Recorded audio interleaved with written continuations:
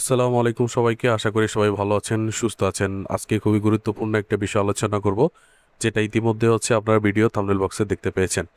আজকের ভিডিওটি আমরা মূলত যে আমাদের ভিডিও কমেন্ট বক্স থেকে পাওয়া একটি কমেন্টের ভিত্তিতে আমরা ভিডিওটি তৈরি করছি। তিনি আসলে জানতে চেয়েছেন মার্কেন্টাইল ব্যাংকে বর্তমানে আপনি যদি 1 লক্ষ টাকা জমা রাখেন, সেই ক্ষেত্রে আপনি কত টাকা পাচ্ছেন বা প্রতি মাসে আপনি কত টাকা লাভ পাবেন এবং কি কি ডকুমেন্টস লাগবে, এই সকল তথ্য নিয়ে আজকে ভিডিওটি তৈরি করা। তাই অবশ্যই ভিডিও শেষ পর্যন্ত দেখবেন, তাহলে আপনি পুরো বিষয়টি বুঝতে পারবেন। এরকম নিত্য নতুন ভিডিও পেতে অবশ্যই চ্যানেলটিকে সাবস্ক্রাইব করে রাখবেন এবং আপনার ভালো লাগার ব্যাংক বা আপনার পছন্দের ব্যাংকের সম্পর্কে জানতে অবশ্যই ভিডিও কমেন্ট বক্সে কমেন্ট করবেন। চলে যাচ্ছে আজকের মূল টপিকে। এছাড়াও যারা এই মুহূর্তে আমাদেরকে দেখছেন, অবশ্যই চ্যানেলটিকে সাবস্ক্রাইব করে রাখবেন। আজকে যেহেতু আমাদের আলোচনার বিষয় হচ্ছে মার্কেন্টাইল ব্যাংক, আমরা সরাসরি মার্কেন্টাইল ব্যাংকের পিএলসির যে ওয়েবসাইটটিতে আছে ভেরিফাইড, সেই ওয়েবসাইটে আমরা চলে আসছি। ভেরিফাইড ওয়েবসাইটে আসার পরে প্রতিটি ব্যাংকের যে ইন্টারেস্ট রেট বা তাদের যে প্রফিট ঘোষণা করে থাকে, সেক্ষেত্রে তারা একটা অপশান রাখে। আপনারা দেখতে পাচ্ছেন উপরে যে একদম প্রথম অপশান যেটা আছে ইন্টারেস্ট রেট, এখানে যদি আপনি ক্লিক করেন তাদের বর্তমান রেট সম্পর্কে আপনি জানতে পারবেন। এখানে দুইভাবে তারা রেট ঘোষণা করেছে। একটা যে ডিপোজিট রেট, যেটা আপনারা প্রতিনিয়ত যে ব্যাঙ্কগুলোতে ডিপিএস করে থাকেন বা এফডিআর করে থাকেন বা মান্থলি যে ডিপিএসগুলো করে থাকেন সেই ভিত্তিতে।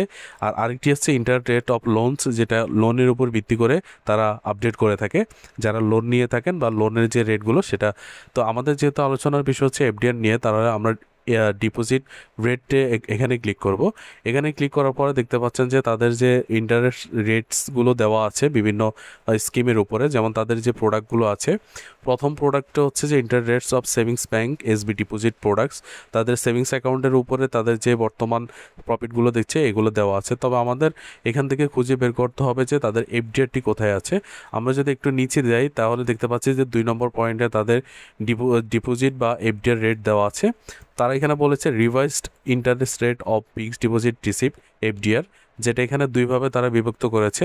একটা ডেইলি বেসিসে, মানে প্রতিদিন আপনি লাভ পাবেন এটার উপরে ডেইলি বেসিস, আরেকটা মান্থলি বেসিসের উপরে তারা লাভগুলো দিয়ে থাকে। যেহেতু অনেকে যে আমরা আজকের হিসেবটি মান্থলি বেসিসে করব। আপনি যদি 1 মাস, 3 মাস, 6 মাস, 1 বছরের জন্য এফডিআরটি করে থাকেন, সেক্ষেত্রে আপনি কত টাকা পাচ্ছেন এই বেসিসের উপর নির্ভর করে কিন্তু আমরা এখানে এফডিআর ক্যালকুলেশন করেছি। তো মান্থলি বেসিসে আমরা যদি দেখি, এখানে ডান পাশে কিন্তু তাদের স্কিমের রেটগুলো দেওয়া আছে। এখানে 8%, 9%, 8.5%, 9% এবং সর্বোচ্চ আপনি দেখতে পাচ্ছেন যে 10% পর্যন্ত দেওয়া আছে। এখানে যে 36-এর পরে এম দেওয়া আছে, এটা মূলত মাস, 24 মাস এইভাবে করে মান্থস দেওয়া আছে এবং 12-র পরে যে এম দেওয়া আছে এটা মাস। অনেকে এটা বুঝতে কষ্ট হচ্ছে। আর এখানে দেখতে পাচ্ছেন যে প্রত্যেকটার সাথে ডি দেওয়া আছে, যেটা ডেইলি বেসিস।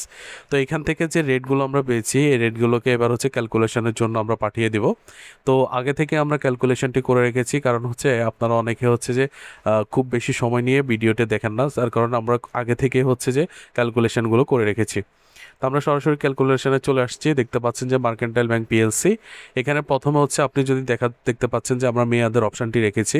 কেউ চাইলে 1 মাস করতে পারে, আবার কেউ চাইলে 3 বছর বা 34 মাস পর্যন্ত করতে পারে। যেহেতু এটা আমরা মাসিক স্কিমেরটা দেখাচ্ছি, প্রত্যেকটা সাথে কিন্তু আমরা মাস যুক্ত করেছি। এরপর সুদের হার, যেটা আমরা যে মার্কেন্টাইল ব্যাংকের ওয়েবসাইট থেকে পেয়েছি, সেটা এখানে সিরিয়ালে বসিয়েছি। এবার যে মোট সুদ, এখানে সুদ যে করের আগে, মানে আপনি যে মান্থলি প্রফিট পাবেন সেই প্রফিটের উপরে কিন্তু আপনার বর্তমানে সরকারকে উৎসে কর প্রদান করতে হচ্ছে বা সোর্স ট্যাক্স দিতে হচ্ছে। তো সোর্স ট্যাক্সের আগে আপনি কত টাকা দিবেন বা সোর্স ট্যাক্সের কাটা যাওয়ার পর আপনি কত টাকা পাচ্ছেন সেটা আমরা এখানে লিখেছি। মেয়াদ শেষে আপনি কত টাকা পাবেন সর্বমোট, সেটাও আমরা এখানে লিখেছি। এবার যদি আপনাদেরকে একটু দেখাই যে আপনি যদি 1 মাসের জন্য করে থাকেন, যেমন আপনি 1 মাসের জন্য 1 লক্ষ টাকা রাখলেন, সেক্ষেত্রে তারা 3% প্রফিট দিচ্ছে। তার উপরে মোট সুদ আসে 250 টাকা এবং 15% এখান থেকে উৎসে কর কাটা যাবে বা ট্যাক্স কাটা যাবে। 250 থেকে 37.50 টাকা যদি কাটা যায়, বাকি 212 টাকা 50 পয়সা। এটা কিন্তু আপনি 1 লক্ষ টাকার বিপরীতে পাচ্ছেন। এবং 1 মাস পরে যদি আপনি ভেঙে ফেলেন, সেক্ষেত্রে 1,212 টাকা 50 পয়সা পাচ্ছেন। এটা মেয়াদ শেষে আপনি হাতে পাবেন। এবার আপনি যদি 1 লক্ষ টাকা 3 মাসের জন্য করে থাকেন, তারা 8% প্রফিট দিচ্ছে। 8%-এ আপনার সুদ আসে আপনার 2,000 টাকা এবং এখান থেকে আপনার 15% সোর্স ট্যাক্স কাটা যাবে, সেটা 300 টাকা। বাকি 1700 টাকা যে আপনার হাতে থাকবে এবং মেয়াদ শেষে আপনি 1,01,700 টাকা পাচ্ছেন। আপনি যদি 6 মাসের জন্য এফডিআরটি করে থাকেন সেক্ষেত্রে 8.5% আপনাকে প্রফিট দিচ্ছে, যার লাভ হচ্ছে যে 4,250 টাকা, এবং 637.50 টাকা হচ্ছে আপনার কেটে ফেলবে সরকার, এবং বাকি 3,612 টাকা হচ্ছে আপনি প্রফিট উত্তোলন করতে পারবেন। আর বাকি হচ্ছে যে আপনি যদি মেয়াদ শেষে ভেঙে ফেলেন সেক্ষেত্রে 1,03,612 টাকা 50 পয়সা পাচ্ছেন। এবার 1 বছরের জন্য যদি আপনি 1 লক্ষ টাকার জমা রাখেন সেক্ষেত্রে 9.5% তারা দিচ্ছে, যেমন 9,500 টাকা আপনি প্রফিট পাচ্ছেন 1 বছর পর, এবং হচ্ছে তার উপরে হচ্ছে যে 1,425 টাকা আপনার উৎসে কর কাটা যাবে, বাকি 8,075 টাকা আপনি হাতে পাবেন, এবং হচ্ছে যদি আপনি 1 বছর পর ভেঙে ফেলেন সেক্ষেত্রে 1,08,075 টাকা আপনি হাতে পাচ্ছেন।